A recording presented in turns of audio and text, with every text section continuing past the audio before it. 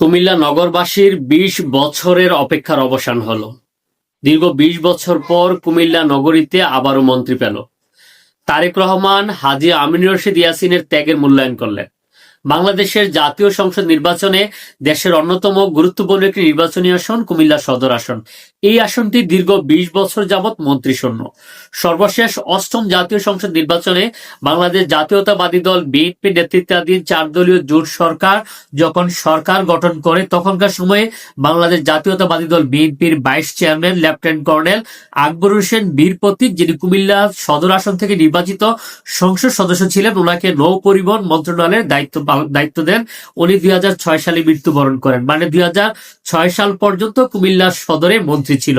২০০৬ সালে ওনার মৃত্যুর পর এবং যখন ২০০৮ সালে বাংলাদেশের নবম জাতীয় সংসদ নির্বাচন হয় তখনকার সময় বাংলাদেশ জাতীয়তাবাদী দল বিএনপি থেকে দানিশ প্রতীকে নির্বাচন করেন এই আসন থেকে হাজী আমিন রশিদ ইয়াসিন।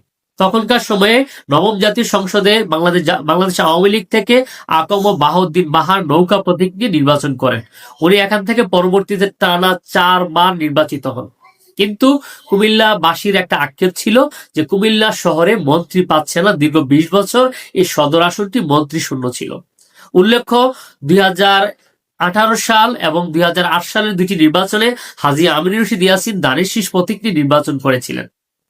ত্রয়োদশ জাতীয় সংসদ নির্বাচনের যখন তফসিল ঘোষণা করা হয় তখন থেকে সবাই আমরা ধরে নিয়েছিলাম কুমিল্লা সদর আসন থেকে দানিশ শীষের কান্ডারি হবেন হাজী আমিন রশিদ ইয়াসিন, কারণ দীর্ঘ ১৭ বছর যাবৎ বাংলাদেশ জাতীয়তাবাদী দল বিএনপিকে ধরে রেখেছিলেন কুমিল্লা শহরে হাজী আমিন রশিদ ইয়াসিন। কিন্তু ওনার ভাগ্য খারাপ, উনি দানিশ প্রতীকে নমিনেশন পেলেন না। এই আসনটা থেকে নমিনেশন পেলেন মনিরুল হক চৌধুরী। তখন অনেকে ধরে নিয়েছিল বা যারা বাংলাদেশের রাজনীতি করেন, রাজনীতি বিশ্লেষণ করেন, হাজী আমিন রশিদের রাজনীতিক কেরিয়ারটা হয়তো এখানে শেষ হয়ে যেতে পারে। কারণ নবম জাতীয় সংসদ নির্বাচনের সময় কুমিল্লা সদর আসনে আওয়ামী লীগের দুজন ক্যান্ডিডেট ছিলেন, আফজাল খান এবং আকম বাহাউদ্দিন বাহার। তখনকার সময় আফজাল খান আকম বাহাউদ্দিন বাহারকে স্যাক্রিফাইস করেছিলেন।